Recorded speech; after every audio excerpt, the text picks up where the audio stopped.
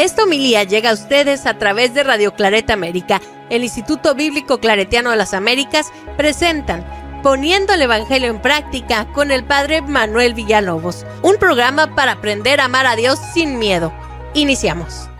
Muy buenos días, hermanos y hermanas que me sintonizan a través de Radio Claret América. Reciban un cordial saludo. Soy Manuel Villalobos Mendoza y de verdad que es un placer compartir con ustedes la palabra de Dios. Comenzamos el 2024 con la esperanza, con la certeza de que reine la paz, especialmente en Belén, donde va a celebrarse o va a girar el Evangelio en torno a la figura de Belén, la Sagrada Familia, los magos, Herodes, los escribas. Parece que el drama de la vida, de la muerte están unidos, ¿verdad? Y no terminan. Así que, hermanos y hermanas, ya estamos en el primer domingo del 2024 y vamos a pedir a Dios que abra nuestro corazón. Señor Jesús, te pedimos que abras nuestro corazón, que nos inspires palabras oportunas para consolar a la gente triste, para consolar a los que lloran, que nos hagas solidario con toda la gente que sufre. Invocamos tu nombre sobre tu tierra santa para que reine la paz, que Belén vuelva a ser casa de pan, casa de alimento para toda la humanidad, y que la estrella, que tu luz, que tu estrella, venza el odio, disipe las tinieblas del pecado y de la guerra, para que todos tus hijos y tus hijas puedan vivir en dignidad, con respeto.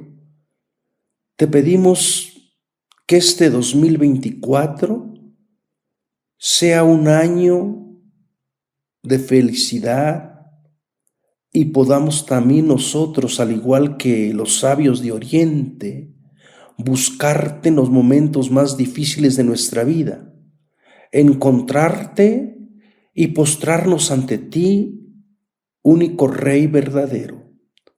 Todo esto te lo pedimos por Cristo nuestro Señor. Amén. El Evangelio está tomado de Mateo, y es para el domingo 7 de enero del 2024, Mateo capítulo 2, 1 al 12. Jesús nació en Belén de Judá en tiempos del rey Herodes. Entonces unos magos de Oriente se presentaron en Jerusalén preguntando: ¿dónde está el rey de los judíos que ha nacido? Porque hemos visto salir su estrella y venimos a adorarle. Al enterarse el rey Herodes se sobresaltó y toda Jerusalén con él. Convocó a los sumos pontífices y a los letrados del país y les preguntó dónde tenía que nacer el Mesías. Ellos le contestaron: en Belén de Judá, porque así lo ha escrito el profeta. Y tú, Belén, tierra de Judá, no eres ni mucho menos la última de las ciudades de Judá, pues de ti saldrá un jefe que será el pastor de mi pueblo Israel. Entonces Herodes llamó en secreto a los magos para que le precisaran el tiempo en que había aparecido la estrella, y los mandó a Belén diciendo: vayan y averigüen cuidadosamente qué hay de ese niño, y cuando le encuentren avísenme para ir yo también a adorarle. Ellos, después de oír al rey, se pusieron en camino, y de pronto la estrella que habían visto salir comenzó a guiarlos hasta que vino a pararse encima de donde estaba el niño. Al ver la estrella se llenaron de inmensa alegría. Entraron en la casa, vieron al niño con María, su madre, y cayendo de rodillas lo adoraron. Después, abriendo sus cofres, le ofrecieron regalos, oro, incienso y mirra. Y habiendo recibido en sueños un oráculo para que no volvieran a Herodes, se marcharon a su tierra por otro camino. Palabra de Dios. ¿Quién no ha quedado fascinado con esta historia de los magos, verdad? De los sabios.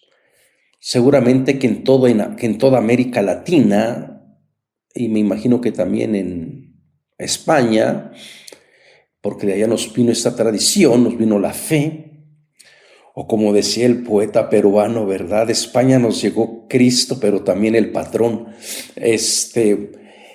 Celebran con entusiasmo el Día de los Magos, ¿verdad? Esta era una fecha muy importante. Aquí en México está la tradición de poner el zapato enfrente de la casa, y en la noche los magos misteriosamente vienen y te dejan un regalito. Bueno, a algunos magos les dejaban un regalito, porque a otros no nos dejaban nada.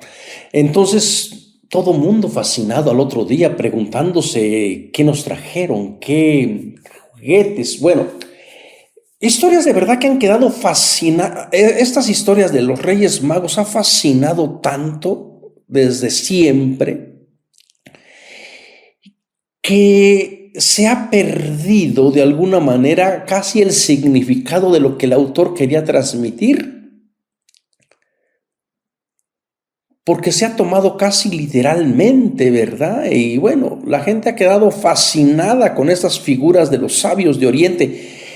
Primeramente, recordemos que la finalidad de Mateo con este episodio es simple y es sencilla. Su mensaje es brindar buenas noticias para todas las personas que se están incorporando al movimiento de Jesús. Para toda la gente que no viene del judaísmo, sino que está conociendo a Jesús por medio de los seguidores de Jesús procedentes del judaísmo, la gente tuvo que cambiar de opinión y decir, bueno, tenemos que ofrecerles también un lugar a esta gente, ¿verdad? Tenemos que invitarles a ser parte de este proceso. Entonces Mateo, presenta esta figura con una idea de ofrecerle la salvación a toda la humanidad, a toda la gente pagana. ¿Y qué mejor manera, pues, de narrar, de contar esta historia, ¿verdad? Que, por cierto, esta fue la última pasajes que se escribieron en el Evangelio de Mateo. Lo primero que se escribe en los evangelios tiene que ver con la pasión, la muerte y la resurrección, y después desde ahí se ve hacia atrás y se tienen que preguntar por qué lo mataron, quién lo mató, quién estuvo, qué fue lo que hizo, y después se fueron recopilando las otras historias. ¿Cómo sabemos que estas historias fueron las últimas que se escribieron? Porque es imposible que estas narraciones después no se diga nada de los sabios, si es que después se escribieron, si se escribieron primero como está en el Evangelio, ¿verdad? Ya después no desaparecen, porque el evangelista Mateo está tomando a los personajes de acuerdo a lo que el guión requiere. El guión requiere en este momento el nacimiento extraordinario del Mesías, del héroe, entonces hay que colocarle todos estos embellecimientos literarios de género para el héroe. El héroe tiene que nacer de una manera extraordinaria, el héroe tiene que estar padeciendo la muerte desde el principio por manos de gente poderosa, así muy similar a la historia de Moisés, ¿verdad? Que nació milagrosamente, pero se enfrenta también con los opositores que quieren matarlo. Bueno, Jesús también nace milagrosamente, la estrella, y también tiene sus opositores, ¿verdad? A los Herodes, a los escribas, a los fariseos. Entonces, esta narración forma parte de este mensaje que Mateo quiere darle a entender a su comunidad. En Cristo Jesús hay salvación para toda la humanidad. Y yo creo que este es un sentido que tendríamos que recuperar, hermanos y hermanas. Dios se revela, se manifiesta a toda la humanidad, no solamente a un grupo, no solamente a una religión, no solamente a unos cuantos privilegiados. La epifanía o la manifestación de Dios es para toda la humanidad. ¿Con qué finalidad?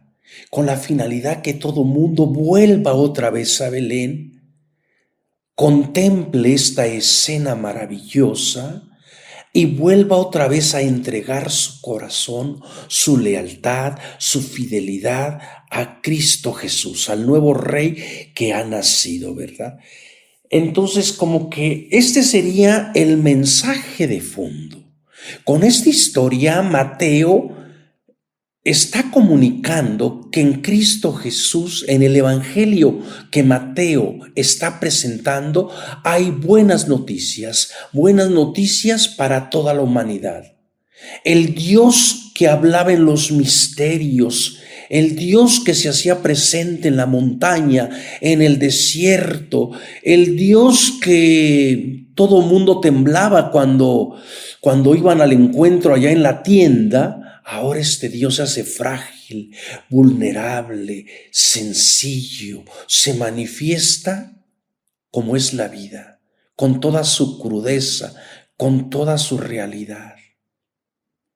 Basta con escuchar lo que está pasando en Belén, en Gaza, en esta tierra de Jesús, para decir: parece ser que el Evangelio no ha habido ningún cambio desde hace 2000 años. Todavía la vida se encuentra amenazada por la muerte. En estas oscuridades, en estas tinieblas, en este genocidio, en estas guerras inútiles, la esperanza es que brille la luz.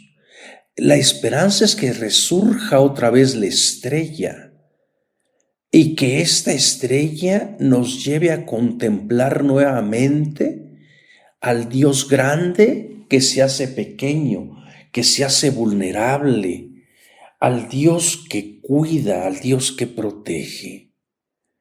Así que, hermanos y hermanas, esta historia, aunque pertenece al género de los nacimientos extraordinarios y que es muy difícil aceptarla históricamente porque tiene bastantes contradicciones, tiene todavía un mensaje de fe, tiene todavía un mensaje de ir preparando el camino para que la comunidad experimente la salvación en Cristo Jesús.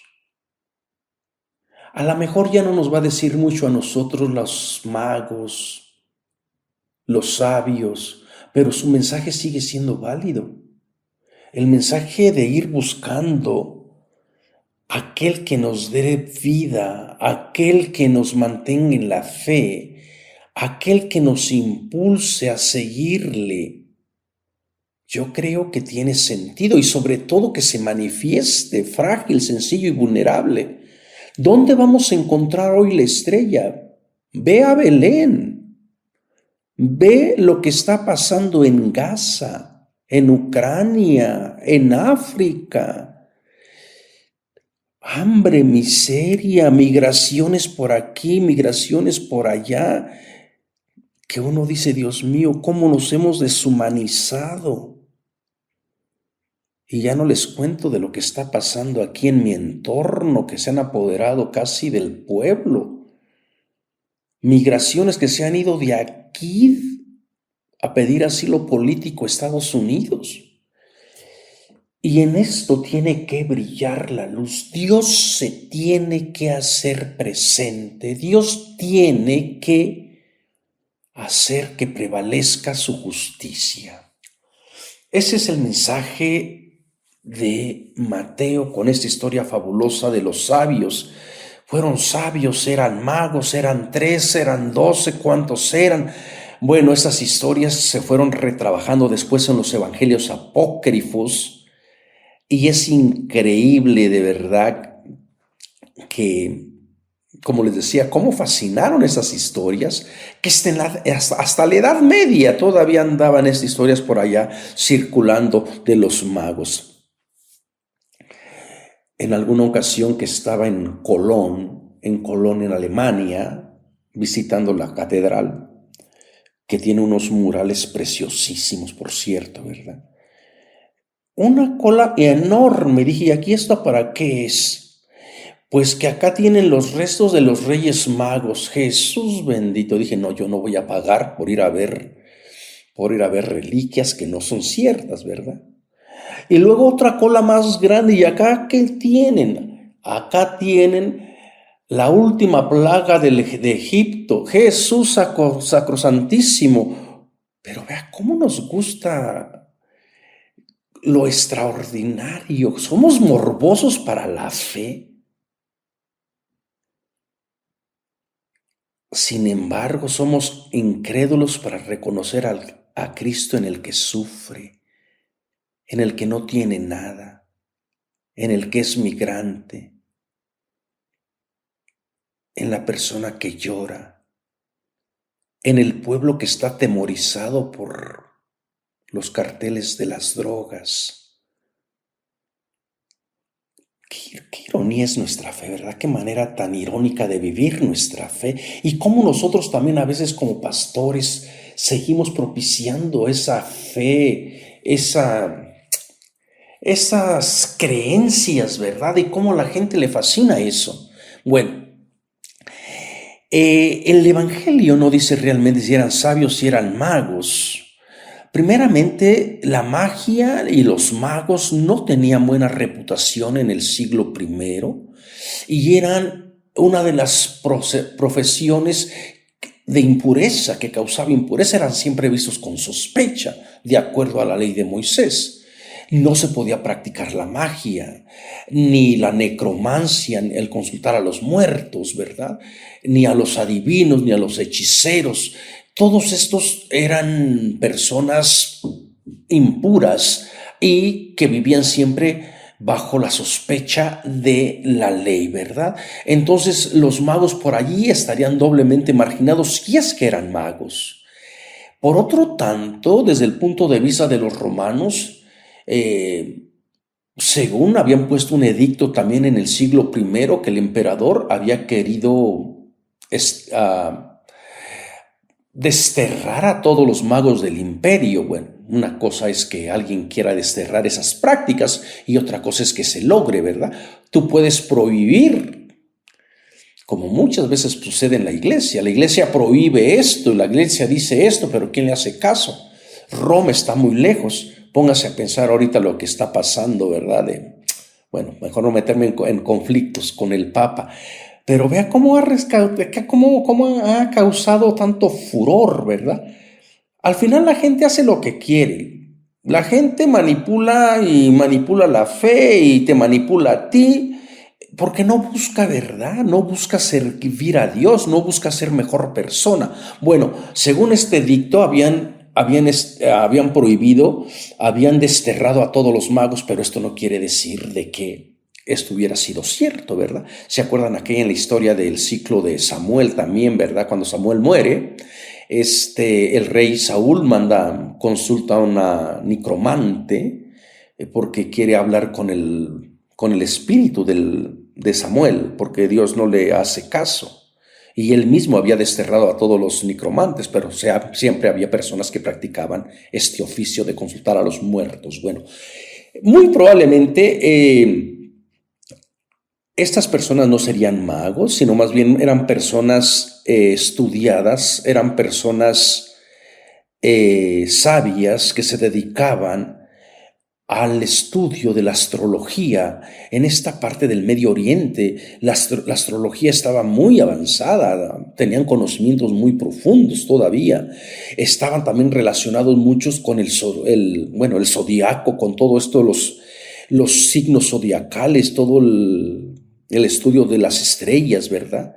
Y bueno, la otra cosa también, recuerden que Mateo está copiando el estilo de los héroes que nacen en condiciones extraordinarias.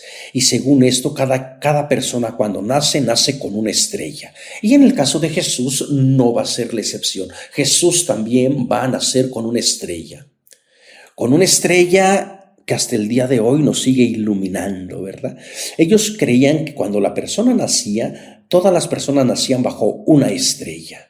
Esa estrella los protegía y de acuerdo a lo que pasaba con esa estrella era lo que iba a ser la vida de ese niño o de esa niña, ¿verdad? Hay una canción muy bonita, no recuerdo quién es el autor, pero sé que la canta Montserrat Caballé, con esa voz tan preciosa que tenía la Montserrat Caballé, que se llama El día que nací yo, ¿qué planeta reinaría? Por donde quiera que voy, qué mala estrella me guía. Bueno, esa es parte de la estrofa, ¿verdad? Esto es como que esta idea resume muy bien aquel pensamiento. Todas las personas nacen bajo una estrella. ¿Qué estrella? ¿Con qué estrella naciste, verdad? Yo creo que sería tiempo de ir cambiando estas ideas, ¿verdad? Porque Dios nos ha llenado de amor, de bondad a todo mundo, no solamente a gente privilegiada. Yo me quedo sorprendido de verdad al ver tanta gente con tantos dones, con tanta creatividad. Y tristemente esa gente no se da cuenta de ello. Y dice, no sirvo para nada. No, hombre, Dios te ha dado infinidad de cosas. Dios te ha dado una estrella. Deja que tu estrella te guíe. Deja que tu luz te muestre el camino, te vaya guiando para que se encuentre tu luz pequeñita con la luz más grande que es Cristo Jesús. Que comience una nueva vida, una nueva relación en el 2:24. Bueno, entonces serían estos sabios. Según Filón de Alejandría, los magos serían hombres respetables, sacerdotes del zoroastrismo, la religión de Irán, de Persia, hombres religiosos y científicos que se dedicaban a estudiar la astronomía y su repercusión en la vida de los seres humanos. La astrología en el buen sentido. Esta es una manera de entender a estos sabios. Por la descripción de Mateo en nuestra historia, hay que considerar a los magos en este último sentido.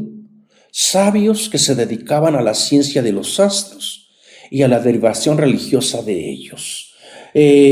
No sabemos cuántos eran, la tradición lo pone como 3, aunque hay otras versiones en los evangelios apócrifos donde llegan a ser 6, llegan a ser 4, llegan a ser 12, bueno, llegan a ser multitudes.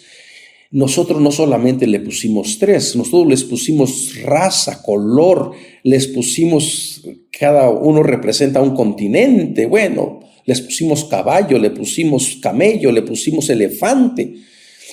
Vean cómo todo se ha puesto en la fascinación de la gente. Un dato histórico curioso cuando fue la toma de Jerusalén, no sé si fue en el siglo VI, llegaron a Belén y hay una capilla sobre los magos y se salvó solamente porque los magos estaban vestidos como persas y los persas se vieron reflejados en ellos y salvaron la capilla, no la destruyeron. Entonces, como que, pues sí es bonito también que todo el mundo se sienta representado en esta figura de los magos, ¿verdad? Pero bueno, recuerden que históricamente el Evangelio de Mateo, o teológicamente, quiere dar a entender que hay salvación para todos los paganos, para toda la gente que quiera aceptar a Cristo Jesús y que se venga integrando, que se venga acercando, que venga otra vez a vivir esta experiencia ahora de Cristo Mesías, frágil, vulnerable.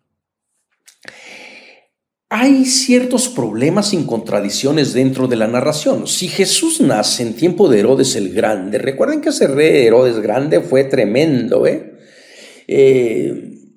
les recomiendo El trono maldito del profesor Antonio Piñeiro, que con la erudición que este señor tiene, narra todas las luchas de poder internas entre Herodes y los hijos cuando Herodes el Grande muere, ¿verdad? Y cómo se están todos queriéndose congraciar con Roma para ocupar el trono, ¿verdad? Y parece que nunca nadie lo ocupó porque Roma fue bastante hábil. Bueno, Herodes el Grande era bastante cruel, nunca fue aceptado por la gente porque no era 100% judío, era de origen idumeo, estaba contaminada ahí la sangre. Y Herodes el Grande, bueno, para congraciarse con Roma, pues hizo varias obras, monumentos históricos, ¿verdad? Fundó ciudades. Y al final, pues, como todo ser humano, murió. Entonces, si Jesús nace en tiempo de Herodes el Grande, su nacimiento hubo de ocurrir anteriormente al 4 antes de nuestra era, fecha en que murió este rey, ¿verdad? Entonces, hay esta manera de situar la historia. Recuerden también que hay un problema un margen de error en el nacimiento de Jesús. Pero a Mateo vuelvo e insisto y repito, y disculpen que les esté diciendo esto, lo que le importa a Mateo es a través de esta historia manifestar la epifanía, es manifestación, manifestar a Dios en la figura de Jesús para toda la humanidad.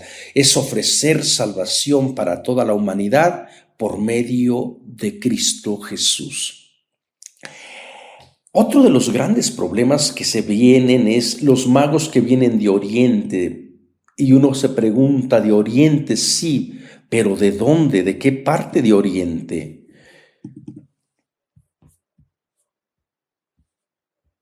El texto no lo dice, pero se sobreentiende que si son magos, y así se llamaban a los sacerdotes persas, es lógico que se creyera que venían desde Persia. Bueno, esta es una de las hipótesis, que probablemente vengan de Persia. Otros creen que los magos procedían de Babilonia, es decir, el actual Irak, ya que entre los babilonios, llamados también caldeos, había desde los albores de la era histórica un gran interés por la astronomía y la astrología. Les dije que estos pueblos estaban muy avanzados en cuestión de astrología, ¿verdad? Finalmente, otra teoría, otra hipótesis, apoyándose en los regalos que traen los magos, oro, incienso y mirra, se ha pensado que estos magos procedían de Arabia. Oro e incienso son los regalos que, según Isaías 66 y Salmo 72:15, traerán los pueblos orientales a Jerusalén en tiempos mesiánicos como regalo al rey y alabanza al Dios de Israel. Desde Madián y Sabá, regiones ambas de Arabia, del noroeste y suroeste, respectivamente. A ver, déjenme leerles la cita de Isaías 66 para Isaías 66 dice: multitud de camellos te cubrirán, dromedarios de Madián y de Efá, vendrán todos los de Saba, traerán oro e incienso y publicarán alabanzas a Yahvé. Todo el ganado de Cedar será juntado para ti, carneros de Nabai, o te serán servidos, serán ofrecidos con agrado sobre mi altar, y glorificaréis la casa de mi gloria. Ahí lo tienen, es los dromedarios, los camellos de Madián, de Fa, vendrán todos los de Saba, traerán oro, incienso. Bueno, muy probablemente Mateo conoce estas escrituras y las está utilizando para la figura de Cristo Jesús. El tiempo mesiánico se ha llegado. Dios se manifiesta para todos los pueblos y la salvación universal que Isaías había predicho ahora es una realidad. Toda la gente viene otra vez, pero miren, no vienen a Jerusalén, van a Belén. Belén, que significa casa de pan o casa de carne. Tristemente, lo que está pasando en Belén, hermanos y hermanas, es para llenarnos de vergüenza. No sé yo más qué hacer, más que pedirle a Dios que no nos deje morir la esperanza, porque hay tantos signos de muerte, tantas cosas horribles que se están leyendo, que uno dice, ¿cómo es posible? ¿Cómo llegamos hasta esta escala de violencia? ¿Cómo llegamos hasta aquí? Bueno, entonces estas son las hipótesis, una que vienen de Persia, otros que vienen de Babilonia y probablemente las que vienen de Arabia, para cumplir la profecía de Isaías 66 y del Salmo 72:15, ¿verdad? Y también del oriente era un símbolo bastante atractivo. Del oriente nace el sol en general. La gente decía ex oriente lux, del oriente viene la luz, que dice el dicho que atribuye la venida de un Salvador, precisamente desde donde nace el sol. Eso es lo que ellos creían, o sea, el sol nace para todos, ¿verdad? Pero bueno, de oriente nace el sol. Entonces, Mateo parece que está jugando con este simbolismo de la luz que va a iluminar a toda la gente. Ahora bien, ¿es histórico el relato de los sabios de Oriente? Pues no. Y con esto no quiero que me vayan a crucificar, ¿verdad? Porque estoy negando la historicidad del camello, del dromedario o del elefante. Esto es el embellecimiento de la historia. El mensaje es lo importante. No te quedes con los factores externos. Fíjense ustedes, piensen solamente. Una estrella que sale por oriente, que aparece sobre Jerusalén, que giró al sur hacia Belén, donde se detiene sobre una casa. Una estrella que anda como loca, seguramente que hubiese sido un fenómeno extraordinario y que muchos astrónomos de aquella época hubieran dejado por escrito. Esta estrella extraordinaria, ¿verdad? Que aparece en Oriente, que viene a Jerusalén y que de Jerusalén se gira para Belén, que se posa en una casa y sin embargo nadie dice absolutamente nada. Y la otra cosa, la manera en que Herodes el Grande reúne amigablemente a los sumos sacerdotes y escribas, parece ignorar los grandes problemas que tenía el rey con los sacerdotes y con el Sanedrín, que siempre estaban en pleito. Entonces, muy probablemente estas son creaciones literarias del autor, ¿verdad? Y la otra cosa es que Herodes, que mató a medio mundo, que mató a sus hijos, a toda gente que tenía el deseo de quitarle el poder o no tener el deseo de quitarle nada, resulta que los deje ir y que no los siga a Belén. Esto es, dice, ay, vayan ustedes y después vienen a avisarme. Ay, esto nadie se lo cree, conociendo la personalidad de Herodes, ¿verdad? También el asesinato de todos los niños de 2 años para abajo, lo que se conoce como la matanza de los inocentes, no se menciona en ninguno de los historiadores contemporáneos, como sería Flavio Josefo, que menciona detalle tras detalle de otras cosas, no menciona absolutamente nada, ¿no? Además, Esta historia, pues a veces va a estar en contradicción también con la historia de la infancia narrativa como la presenta Lucas. Por lo tanto, debemos de concluir o debemos de decir que este mensaje de Mateo es con la finalidad de que la gente descubra la salvación que se ofrece a toda la humanidad. Y también se han lanzado hipótesis sobre la estrella, ¿verdad? Las personas piensan que era una supernova que coincidió con el nacimiento de Jesús. Una estrella gigantesca, mucho mayor que el Sol, que hace millones de años explotó al final de su existencia y produjo una luz inmensa que tras miles de años de viaje vemos nosotros en nuestros días. Esta fue la explicación de Kepler, ¿verdad? Que dio allá por el siglo XVII.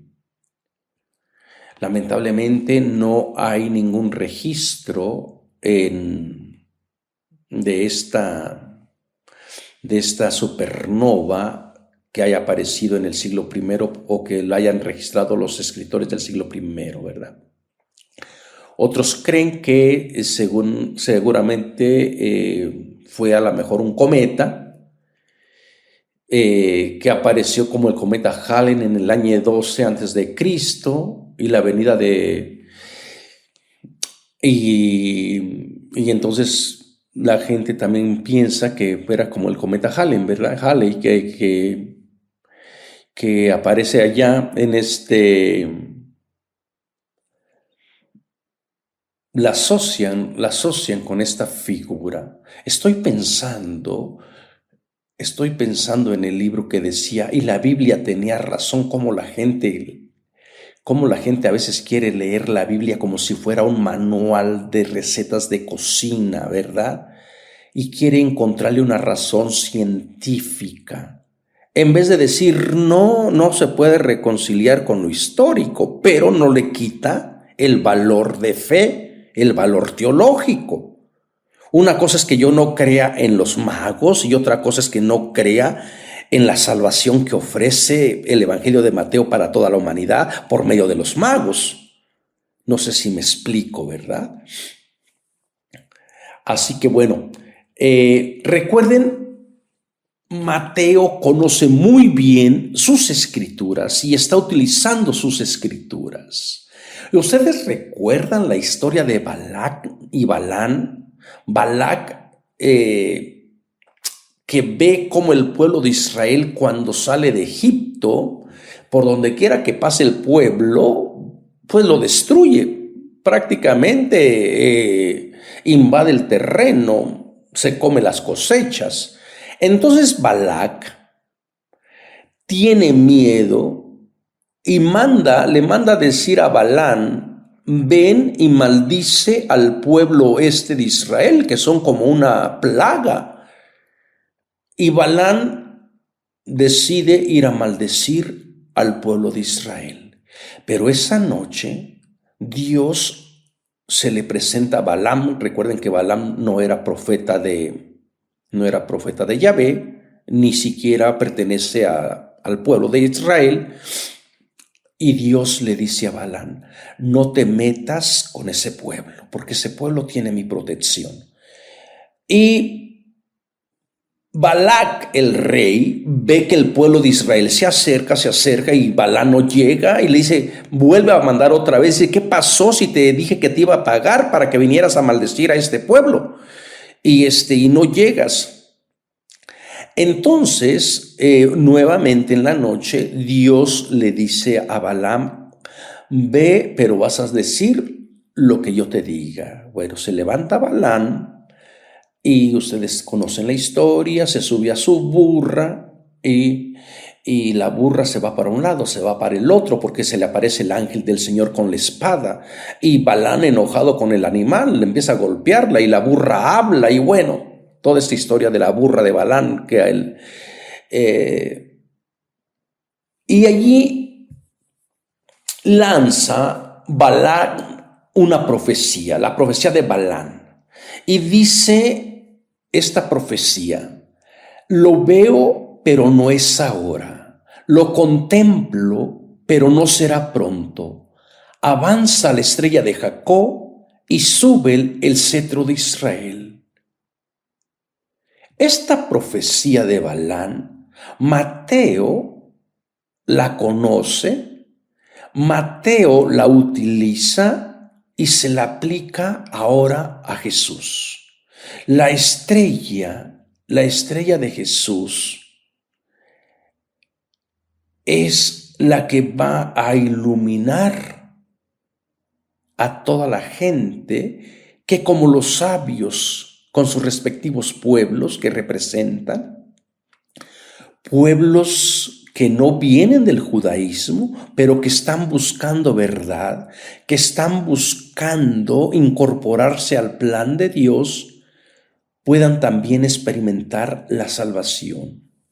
Así que Mateo utiliza la profecía de Balaam y se la aplica a Jesús con fines teológicos. Una alusión entonces es a la peregrinación de Israel por el desierto.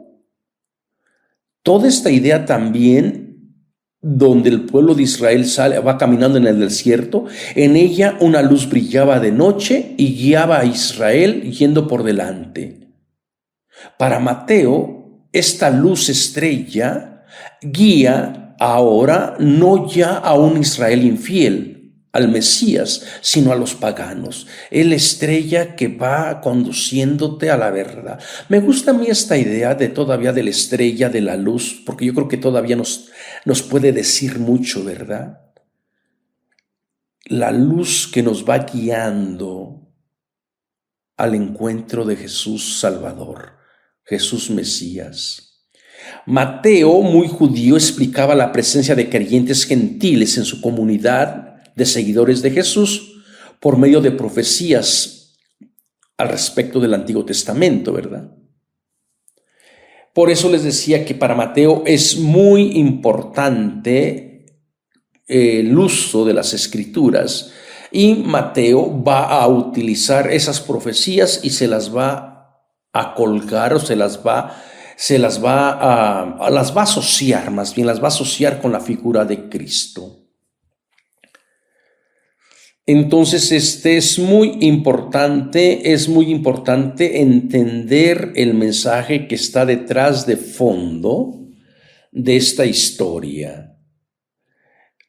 Hay una salvación universal que se ofrece a toda la humanidad.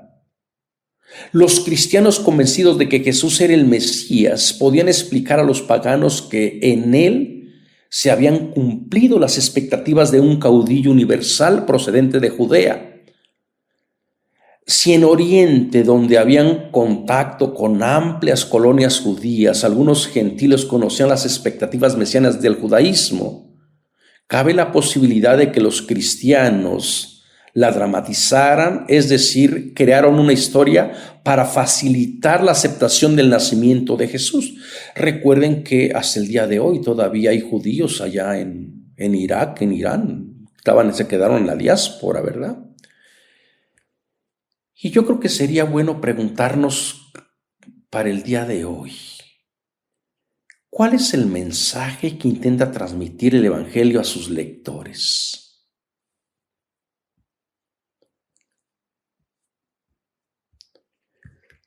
¿Qué mensaje tiene para ti esta luz o esta figura de los sabios?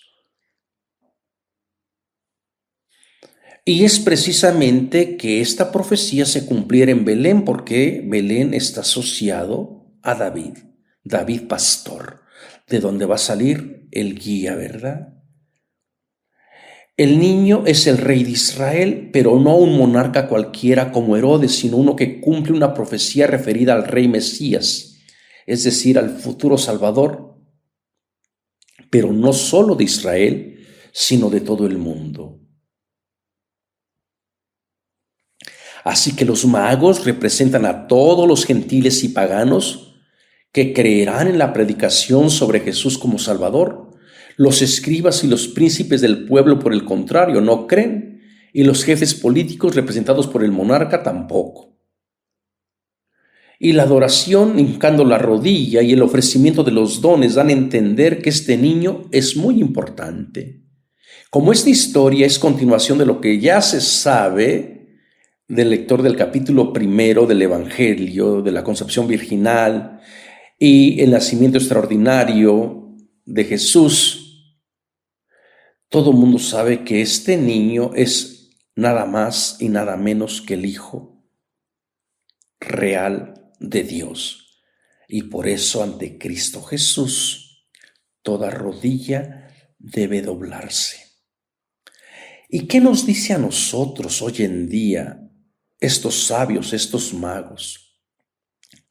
Hermanos y hermanas, ¿te alegras porque esta salvación se siga ofreciendo a toda la humanidad? ¿O eres de las personas que se ponen celosas porque Dios se ofrece para todos y no solamente para unos cuantos, verdad? Fíjense qué bonito la salvación que se ofrece a toda la humanidad. Una salvación que está en íntima conexión con toda la creación. Así que en vez de estar hablando de la condena, del fin del mundo, del pecado, habla de la salvación, habla de la luz, habla del regalo, habla del don de la vida que encontramos en Cristo Jesús. Hermanos y hermanas, muchísimas gracias por acompañarme. Estoy muy enfermo de mi garganta. Casi no puedo hablar y estoy con una tos que no se me quita. Les invito, hermanos y hermanas, a que se inscriban. Tenemos un curso fabuloso que vamos a comenzar ya sobre el Evangelio de Marcos. Entren a www.ibicla.org y inscríbanse, de verdad que vale la pena. Biblistas muy conocidos, temas encantadores que les van a gustar, temas muy profundos de verdad y muy actuales. Así que hermanos y hermanas, no se pierdan esta oportunidad de seguir educándose, de seguir penetrando, de seguir buscando la luz, que esta luz los guíe nuevamente a Belén y que sean capaces también de ofrecerle su vida al Rey de Reyes y Señor de Señores. Los invitamos a escuchar más programas de crecimiento espiritual y emocional en radioclaretaamerica.com y a seguir en YouTube a la Escuela Bíblica Claretiana de las Américas. Visite ibicla.org.